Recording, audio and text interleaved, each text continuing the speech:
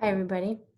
So this is my sort of quick tutorial around the process of writing scales and learning and building out learning progressions and understanding that background of how they're built out, especially when you go in and take a look at the samples, you'll understand that this process is what all these people use, what I'm going to share out with you and with you about today. So you notice my background in this Zoom video is an airplane in flight, because one of the things that's happening to us right now is basically we're trying to fuel our engines and fix a plane engine in flight as we experience all of this COVID and, the response to COVID and keeping people safe. And so thinking about the learning destinations and building out the learning destinations is really something that we do when the plane is landed. Often, but we're going to kind of be doing some of this work even while the plane is in flight, unfortunately. So keep that kind of in mind as you're thinking about this and watching this video, because it's kind of what we're sort of doing. So I'm going to share my screen. I have a quick PowerPoint, and in my other video that I shared with you, I did have showed you where to find the samples for the learning progression. So I probably won't be doing that in this video, but just remember where those are because those will be helpful. And I'm going to share with you some samples from those anyway in this tutorial. So I'm going to start with this slide. This is the slide I sort of ended with in my introductory overview of the why. This, again, just to refresh your memory around scales, what scales' purpose are, it's really to scaffold those instructional goals from simpler to complex and put them in scoring scales that are then within measured topics that are then put in order of how we would actually instruct and get kids to mastery of those over time. The other thing that I did not mention in my last video, which I think is super important, is this structure allows for us to really create personalized pathways and really customize for kids, because we're not basing this structure around what we have kids do on time. We're basing it on the instructional goals from developmental levels from early elementary to high school. And so once we have these set up and they're in a technology in which they can be housed and we can track students, it will make it much easier for us to be able to then customize for students right within individual scales that maybe all our students might be working on at the same time, to allowing students to have pathways in which they can go through these learning progressions at their own pace, in their own time frames, in their own path. And then in different spaces, right? So this structural system of curriculum is what will really allow for us to meet sort of that customized learning vision, the personalized learning vision of New Hampshire. And it's really the only curriculum structure that really does allow for that. And just so that you understand that, you can be a competency-based system and be living that without customizing or personalizing. But the key to true mastery of students, and especially in terms of engagement and motivation, if we don't have a lot of choice and voice for students, if we don't have differentiated, customized pathways and timeframes for kids, that is it is actually, in my opinion, I think a lot of researchers agree, one of the biggest reasons that we have such huge achievement gaps across cultures, across socioeconomic groups, because of the fact that we don't have those structures in place. And so in order for us to even move towards that, we have to have a curriculum structure that will allow for it. So this really is the curriculum structure that allows for that to occur at some point when we're ready. So another key part of the proficiency scales is the taxonomy of thinking skills. Now, this taxonomy document that we're going to be using to build out the scales, this is the cognitive level of thinking. Don't forget that there's two bigger reasoning processes beyond these cognitive realms, which is the self system and the metacognitive systems of the brain. And those are higher level thinking than even these are. And we actually have to spend a lot of time getting kids strategies around their self systems and their metacognitive systems in order to even enter these thinking skills, because they're the gatekeeper. So they're even higher level reasoning pieces. So thinking about metacognition, that's all that self-reflection and goal setting pieces, those habits of mind that are related to that. The self-system pieces are the habits like perseverance, thinking flexibly. Those are all, and you'll get into those more when you get deeper into the habits and social emotional learning pieces. But those are higher level thinking skills than these cognitive skills that we are addressing in academia. We don't measure them quantitatively like we do these or academic instructional goals. We do those qualitatively, but again, just a reminder, they're higher level thinking. So in our scales though, we're going to be focused in on this particular taxonomy. I just want to say and address that this is not different than Webb's depth of knowledge or Bloom's taxonomy. This is just a different visual that Dr. Marzano put together in his new taxonomy, for educational objectives. And this is sort of an adapted version of just putting this into a really easy pictorial way to look at this. So we're going to be using this one, and the reason I'm choosing this one to be the visual way that we look at all the thinking skills, and there's only 19 of these in the cognitive realm, by the way, is because it's much easier to then choose and think through which reasoning processes we really want students to use to process content. And so in our scales, there's a column called the taxonomy column, and we are going to be putting these reasoning processes within that column. We will most of the time put just the category, whether it's retrieval, comprehension, analyzing, or using knowledge, because then that gives you some autonomy in terms of looking at the standard, but also creating assessments, tasks, conditions, experiences for kids that they can actually maybe have some choice and voice in which thinking process, or maybe there's one within that category that you feel they all need a lot of work with. So maybe that's the one that you choose. So there'll be some empowerment to you in terms of that piece. So know that, but this is what we're going to be using. On the back of this is some stimulus questions for the analyzing and using knowledge piece, because this is to kind of help you to make that choice.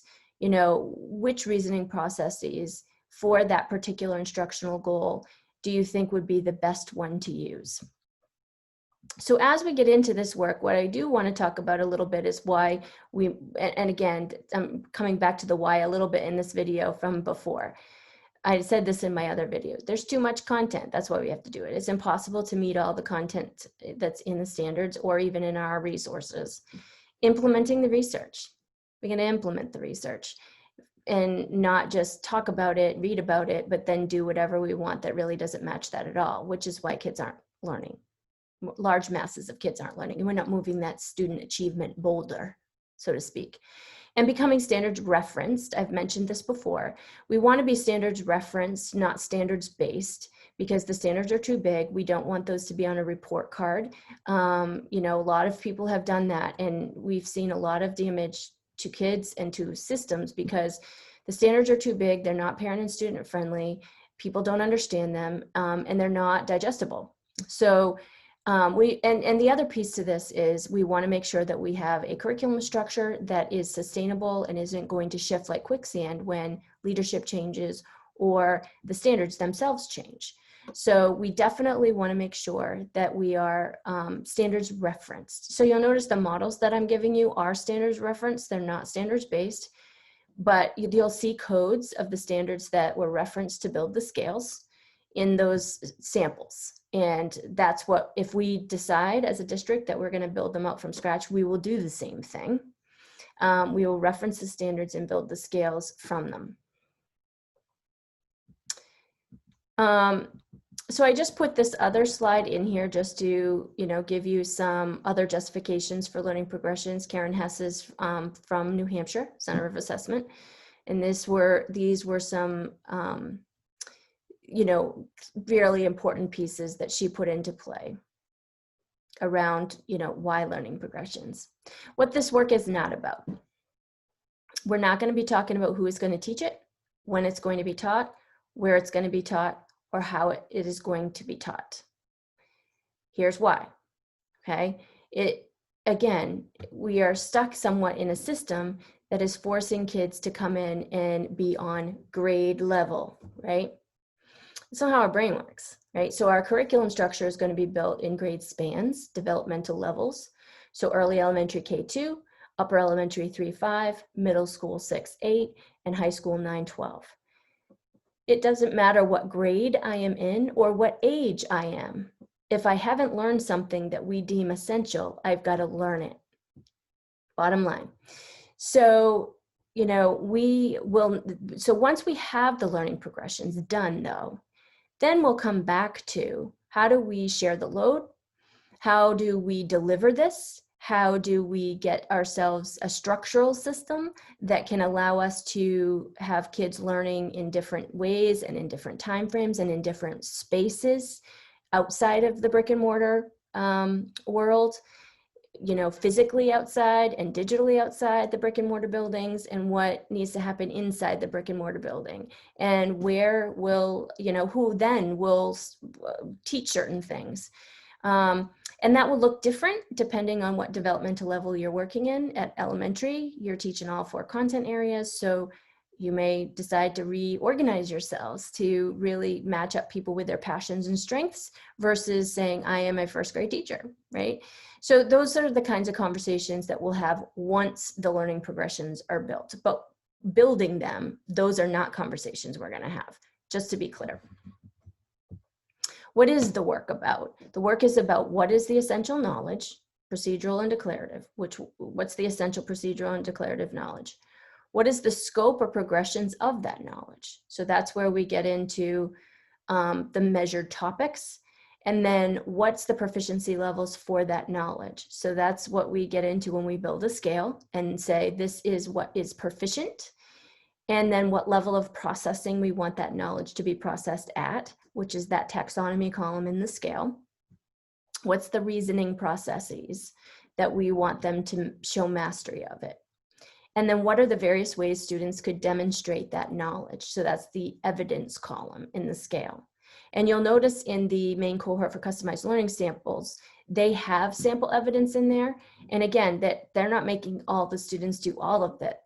Those are menus of evidences. So by design, they're putting in those menus to provide choice. Are some of them things that maybe the teacher says all the students have to do if they're working on that particular progression? Yep. But again, we'll do that work too. So here's the phases of it.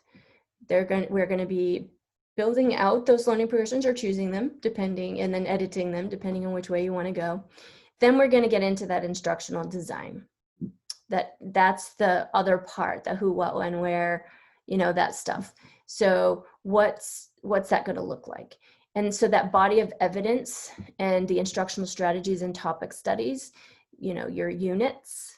And so this is where some of your UBD units you might be able to pull out of the dark little basement they might be in right now for you, and rearrange those, redo them so that you actually maybe have some work done. But that's where those could fit in this process. And then ultimately, we want to make sure that we then ultimately get a technology that can track these proficiency scales, these learning progressions, and we can instructionally design within that learning management system technology so that kids have access to their learning resources and pathways 24/7, but also is a technology in which we could create personalized pathways for kids. Learning management technology will allow us to do that. It also will allow us to then undo those time-based structures that we currently live in. And we live in a lot of time-based structures that actually are in the way of learning. So again, once we have the right curriculum structure, we can then really tackle some of these time-based structures. And some of them won't be tackled until we have the right technology for our curriculum structure, but some of them can be. So again, that's a different conversation, but understand that how critical these learning progressions are to have any of those other conversations and make that become a reality to undo them. I just put this slide in to help you to maybe have some common language around certain vocabulary that I may be using. Some of it you may have a very clear picture of, and others you may not. So that's what this slide is in here for, just to give you some defined definitions of these terms that I am using throughout this presentation, as well as, again, I'll mention getting into that Google Classroom and doing the learning progressions model. These slides, by the way, are there. So if you're looking for these slides, you'll go into that Google Classroom and they're uploaded there. So what areas will we build the learning progressions for? Well, we're going to build them for content areas. So that declarative and procedural knowledge in the specific content areas. We will do them actually for thinking skills.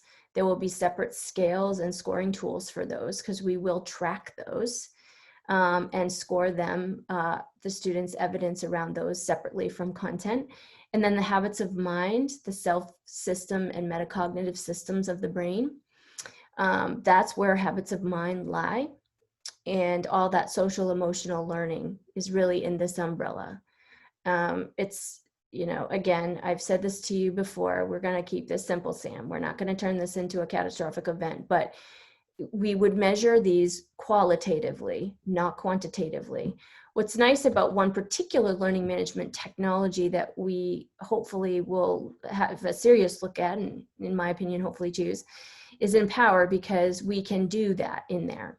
It is set up where we could actually put in qualitative descriptors for our social emotional pieces, those habits of mind pieces, and not have to report out on those quantitatively, which is really important because we never master those. And again, all that habits of mind piece, there's another module in my Google Classroom for resources and understandings about how to explicitly teach those, and then how to actually give feedback and assess them. And if we go with the MCCL model, they have a whole curriculum structure for this too. And if we ultimately take on the technology of Empower, then and have adopted MCCL's work, all of this stuff actually will be instantly uploaded into the platform. We won't have to upload it ourselves, which would be, again, a nice time-saving entity. So keep that in mind as you're thinking through all this. So I've shown you this slide in the other video, but just to give you another look at it, that, you know, this is how they're built. They're built with the descriptor of the instructional goal, the knowledge. That's the knowledge part. So what's the declarative and procedural knowledge? So you'll notice that they're built with certain terms starting the instructional goal. And there is a purposeful reason for that. These are measurable goals. The verb does not need to be in this descriptor, because in a proficiency scale, we're unpacking the entire thing. So the verbs are there in the taxonomy column. Okay, that's the thinking skill, the processing. So, and that's where that taxonomy comes in. That's where the verbs lie. Okay, it's helping you to really unpack that. So the reason the descriptors are this way is to help you to make sure you understand, as the learning facilitator or the instructor or the coach of learning for students, when you're planning, that what type of knowledge that they're actually being expected to know or be skilled at, know or understand or be skilled at. So know or understand is declarative knowledge, and skills are procedural knowledge. And again, there's a whole module in Dimension 2, acquiring and integrating knowledge, that really gets into procedural and declarative knowledge, what they are, how we need to instruct to that type of knowledge, and what kinds of strategies students need. So if that's some area that you feel like you don't have a depth of knowledge around, you may want to go into that module for that. So you'll notice that the instructional goals in this one, there was a lot of declarative knowledge within that standard. But the standard then also was requiring, to meet that standard, analyzing, specifically in this particular standard, inductive and deductive reasoning specifically, as well as systems analysis. So you'll notice in this particular sample, there's nothing in the taxonomy box for the 4, because again, that will be based on the reasoning processes that you are choosing to put students into situations in which they can infer and apply their proficient understanding. So those will remain blank. And then as we put sample evidences in here, we might then fill that in, but initially those will stay blank. So here's kind of an example though of what the for might be. And I think that's kind of a key piece, that this is what fors would be once you fill those in. And I won't read through the whole slide, but it gives you kind of an understanding of the kinds of ways in which we would then put students into the situation in which they can advance their knowledge and show their knowledge in an advanced way. The other thing that I really want to point out is rigor. I think that there's a lot of misunderstanding around rigor. So it's important that we all have a clear understanding of what the word rigor means and what it is when we say that we have something rigorous. There really is some criteria for that. So there are two things that are basically happening in tandem when we think about rigor. The first thing is that content complexity.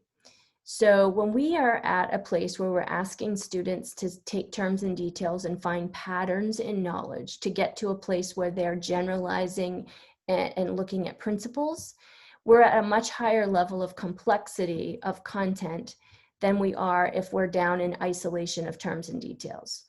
So thinking about tasks just in the content place, if we're asking students to fill in the blank, multiple choice, short answer, even types of questions that really have a right or wrong answer, we're at the very low level of rigor in terms of complexity of content. And that is not an engaging place. Students are not engaged when we're there.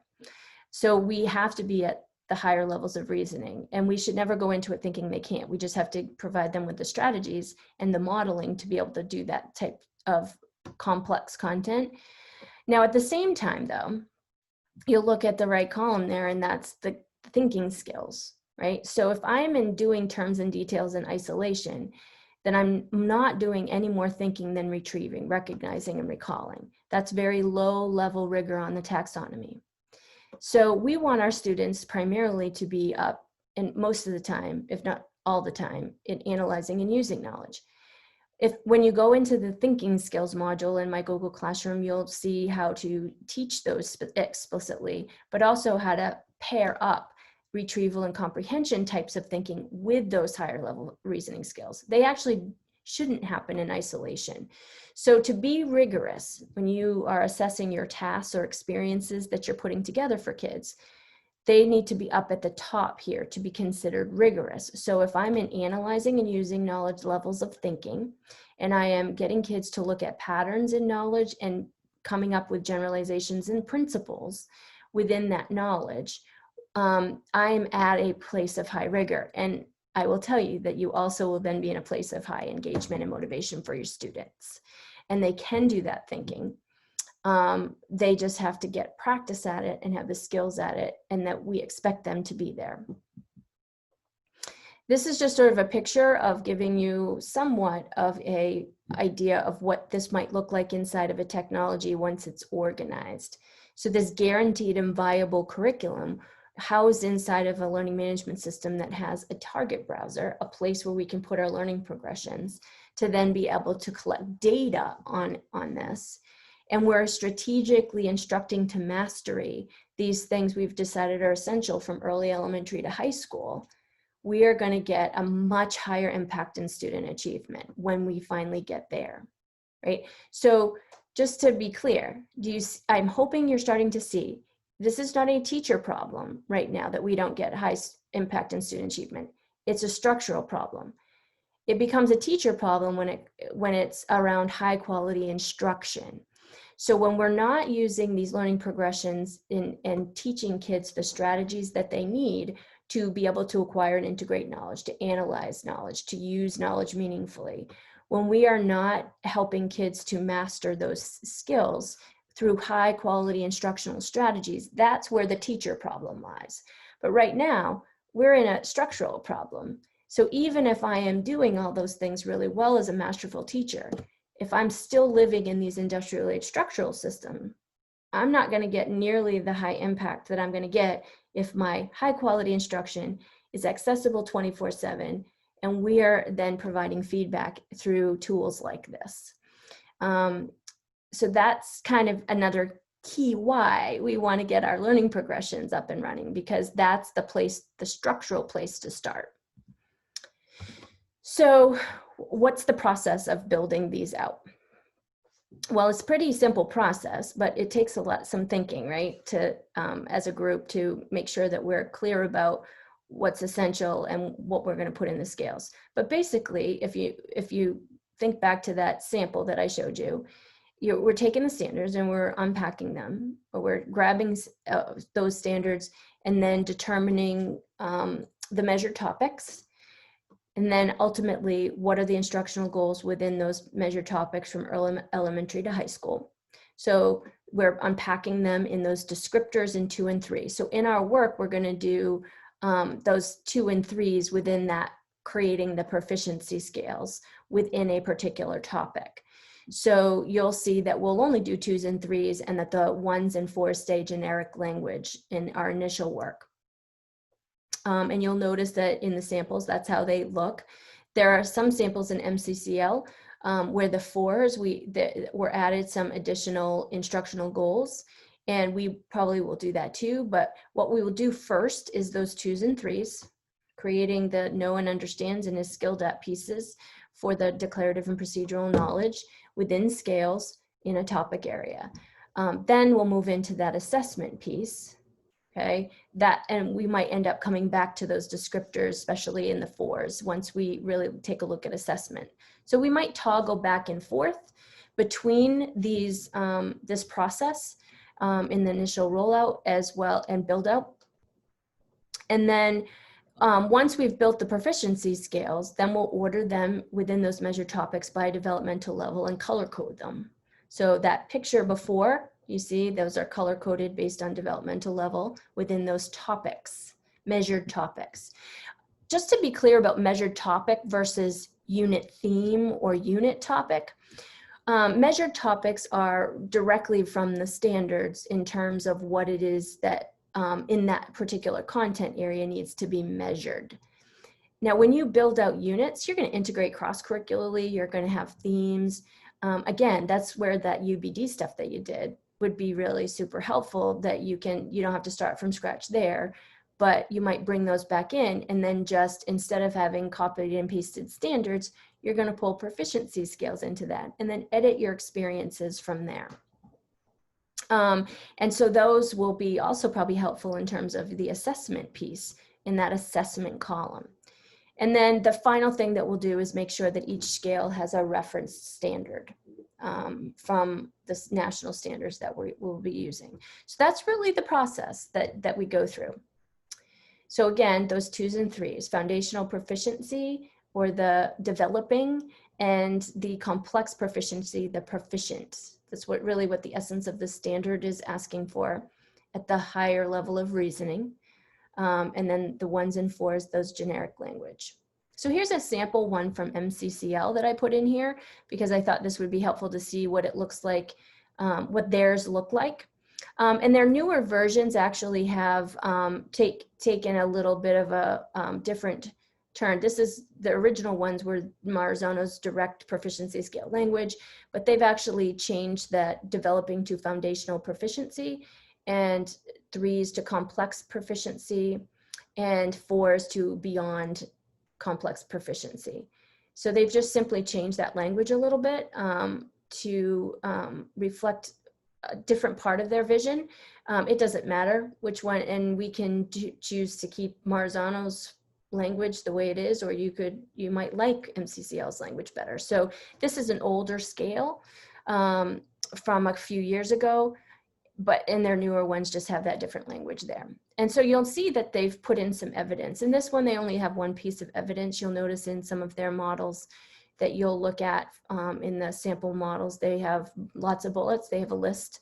And again, just so you know, it's just more of a menu.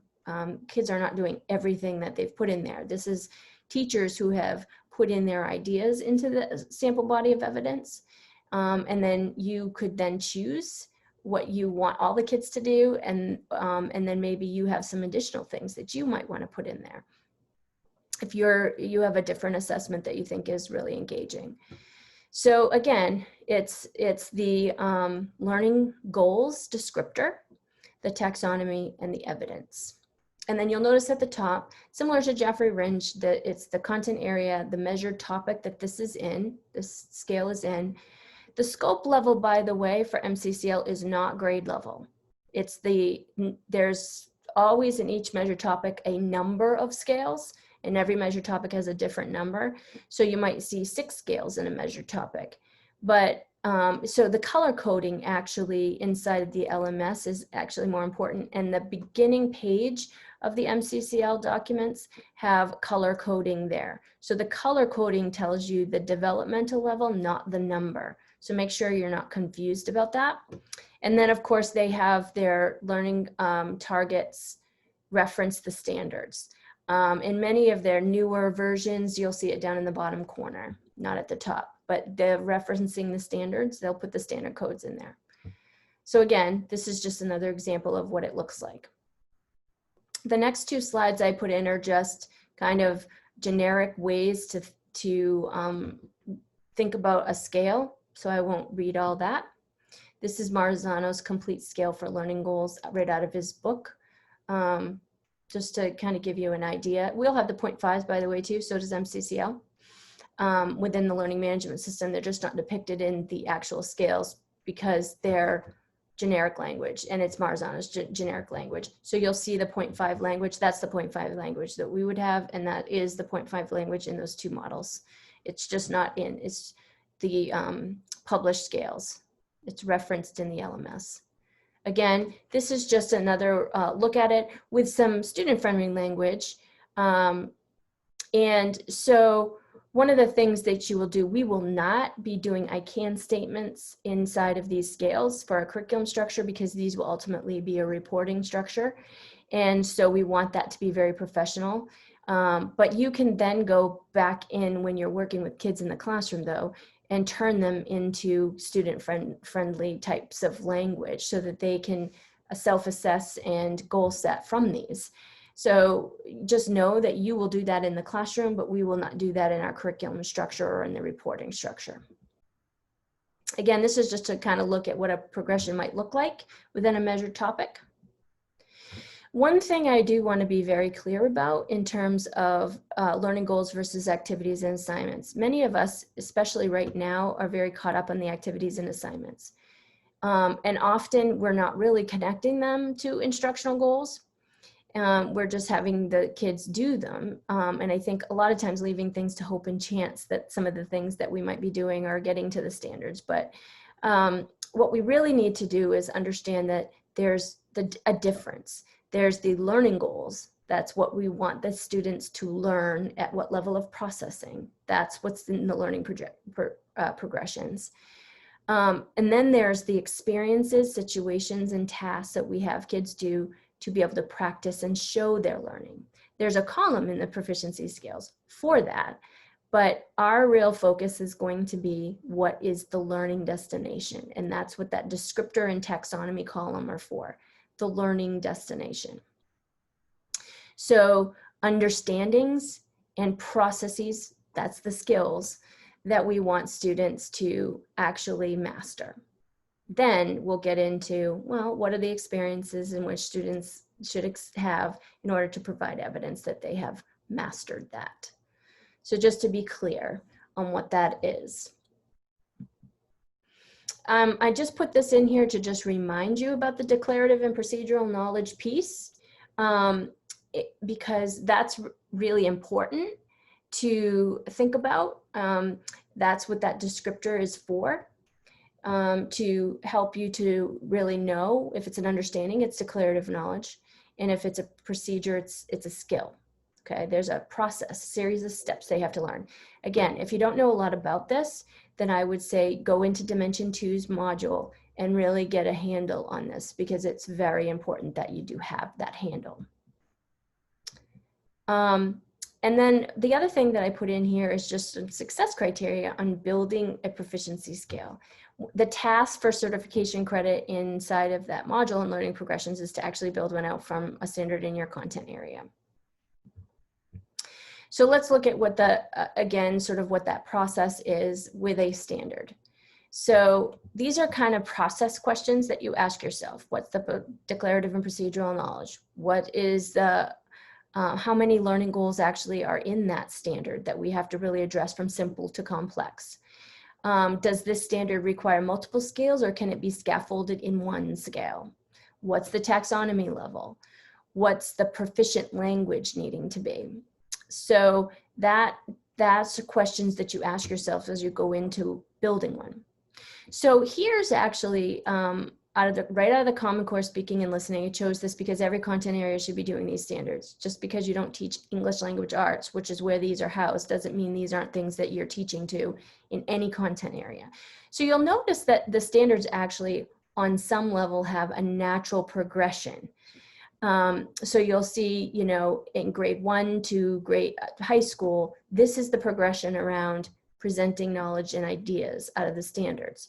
But you can see these standards are very complex. So this is what the unpacking into scales is for. So I just grabbed the grade 8 one to show you the example. So here, you know, you can see there's a lot here. Now, some of this will be in a proficiency scale and some of this will be in success criteria. It's not all going to be, you know, in terms of doing a presentation of my knowledge and ideas to others. So but what is the real true expectation for this particular standard? Well, the expectation, if we start to put that standard into a scale, is skilled at communicating claims and findings from research through oral presentation of ideas. Okay.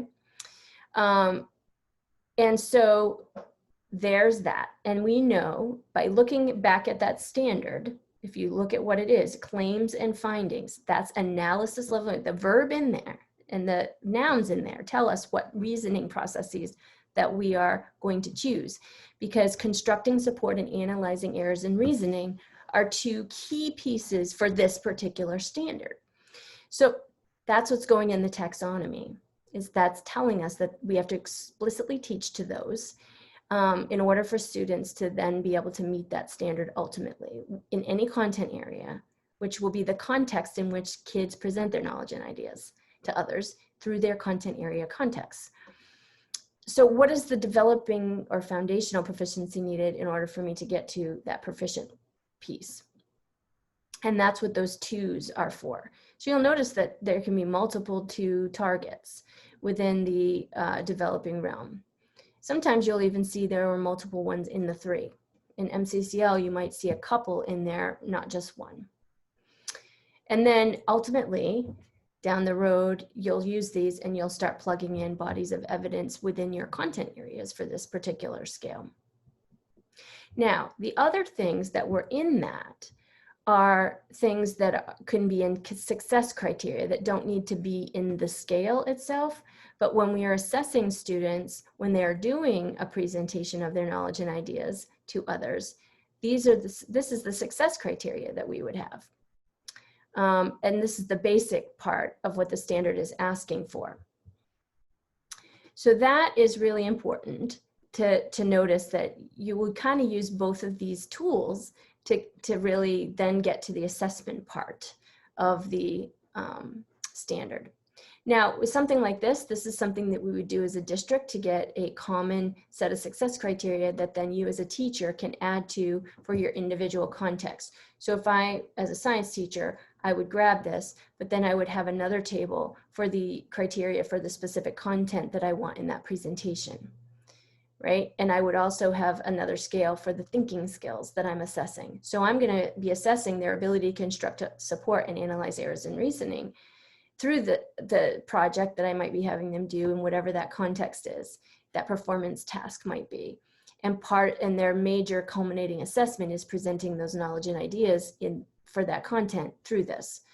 So you'll then individualize that as you put things together for your particular area. So this is where I would tell you to go practice building a scale, and in the module I do that.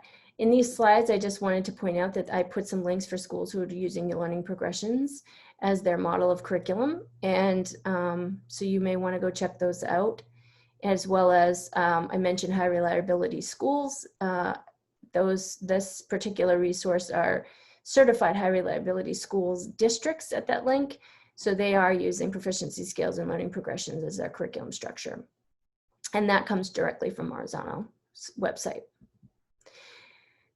The other thing that I might mention, I mentioned this in my instructional model. These are some great videos that I think sort of get behind the reasoning of why for learning progressions in teaching to mastery, not test scores. I love both of these videos, one by Salman Khan and one by Jeffrey Kanata, who I love to listen to. He's really engaging. So I strongly suggest that you take a look at that. In the module in my Google Classroom around grading for learning, how to grade for learning, there's some videos around Empower and that learning management technology to kind of give you a big picture of where our learning progressions could ultimately be housed and how they can be used in the end. So you might want to go check that out. So I'm going to stop sharing now because that's really the end of this sort of tutorial video. And I do suggest that though we don't have learning progressions yet, as you decide on your topic studies for going into the fall of this year, 2020, that you actually use some of the samples to help you decide on your instructional goals in your developmental levels, because I think those could be super helpful. And you don't have to necessarily build out your own right now. And again, if we decide relatively soon in the year that we really want to go with one of the models rather than building them out, then once we've chosen that, then I would go with those, because then you know you're not doing work for naught in terms of what you build out for experiences for kids. And then we can kind of dive right into some of the assessment pieces, which, you know, I think are really super important. And the most important piece beyond having that viable learning progression structure is that formative feedback, because that's the key to student achievement. In your high quality instructional strategies, that is the #1 student achievement factor, is formative assessment. So then we can just dive right into the formative assessment work, which can have a huge high impact positively on your students' academic achievement as well as social emotional achievement.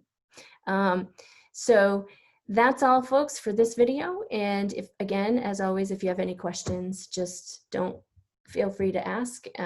Email me, we can do a meet or a phone call as we get moving in this year.